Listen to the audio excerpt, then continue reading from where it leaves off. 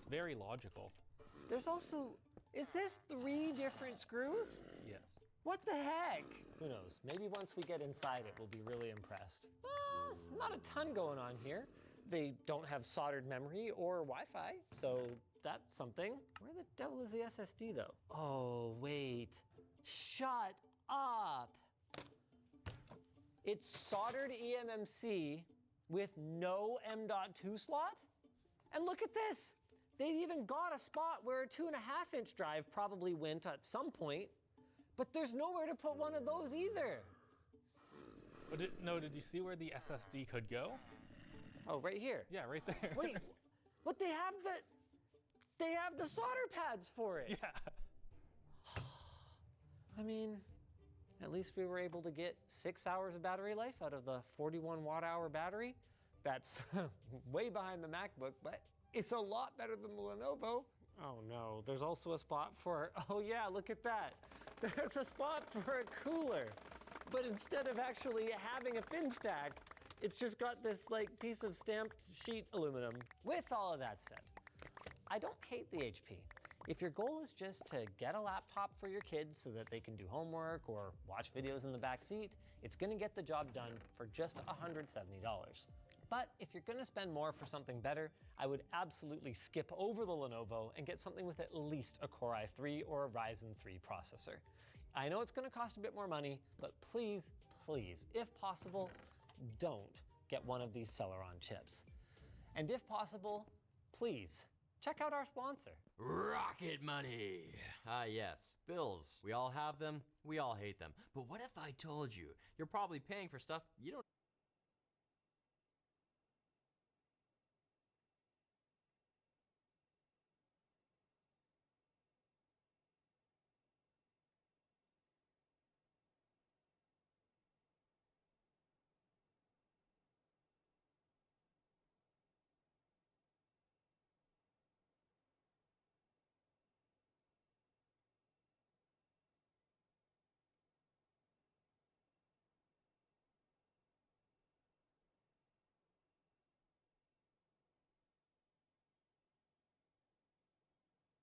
and you can tell because their eye colors change from whatever they were before to yellow. So that's how they've got Norden, as they say.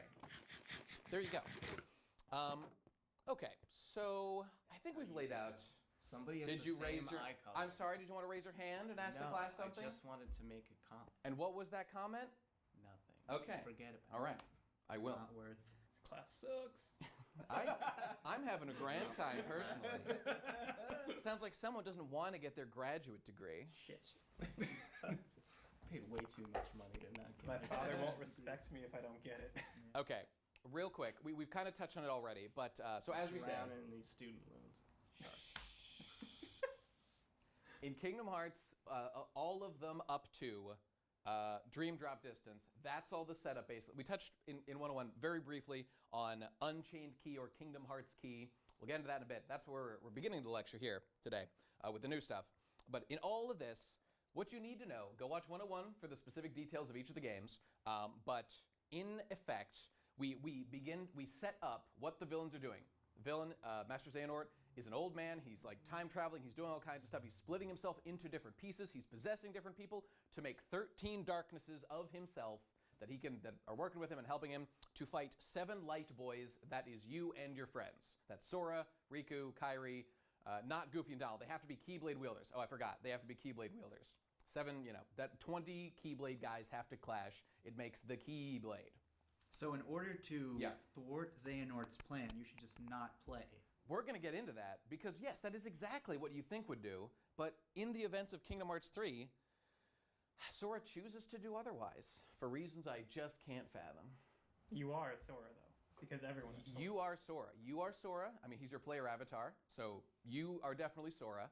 But so is Roxas, Kairi, Nomination, Ventus, Data, Sora, Vanitas, and many more, as we'll get into. And as we said, Xehanort, the villain, is Ansem, Xemnas, Terra, Riku, Xigbar, Terranort, Riku Replica, and the entirety of the new Organization 13.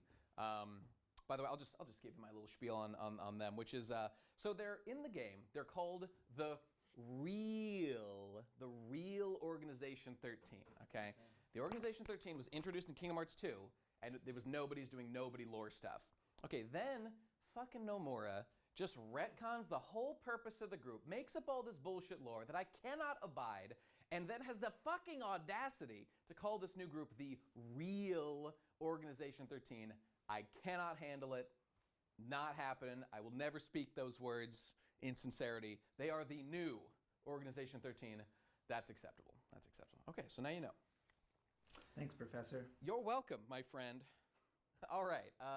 So we're getting into now. We're finally getting into the new games for this lecture. Okay, here we go. So at the end of last lecture, we talked about how a new game was about to come out, and that game was.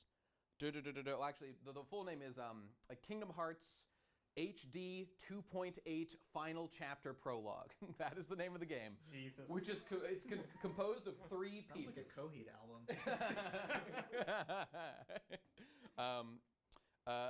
And so there's 3 pieces. It's a collection. One of them is just Dream Drop Distance, like ported for PS4 or something. And the other 2 are there's one that's basically a demo for Kingdom Hearts 3, but as is Nomura's way, it contains vital plot lore, and it's super important, and you have to play it, or you just won't understand what's going on with other characters. Consult this for any questions about why anything is happening. What were they thinking? We don't know. We've been asking ourselves that question for 22 years. Or is it 21? Something like that. Anyway, so the first of the collection we're going to talk about is that game indeed, Kingdom Hearts 0.2, Birth by Sleep, a Fragmentary Passage. That is where our story re-begins here. So, what is happening in that game is it is a demo for the new Unreal Engine version of Kingdom Hearts that they were making for Kingdom Hearts 3, where you play as Aqua, who is the girl from Birth by Sleep, the Keyblade Master, excuse me, who got trapped in the realm of darkness at the end of Birth by Sleep, saving her friends. Go watch 101 for all that stuff about her. And so basically, not much important stuff happens moment to moment. It's kind of just she explores the realm of darkness. She encounters Cinderella Castle, like worlds that have been consumed by darkness as the Heartless have spread, which is the events of Kingdom Hearts 1. They're there. She kind of explores it, and she's trying to survive. What's the mission survive is Aqua's thing. Because this happened, I believe, 10 years before the events of Kingdom Hearts 1. She's just trying to stay alive so she can be relevant to the plot again in Kingdom Hearts 3. So that's her mission. She just wants to make it to the plot. Indeed. All that matters. And conveniently, time slows down in the realm of darkness, so she doesn't have to update her model one bit. Although they did remake it. Thank God it happened to work that way. It's just the best that it worked that way. Although, well, I don't want Ventus, another person who is Sora.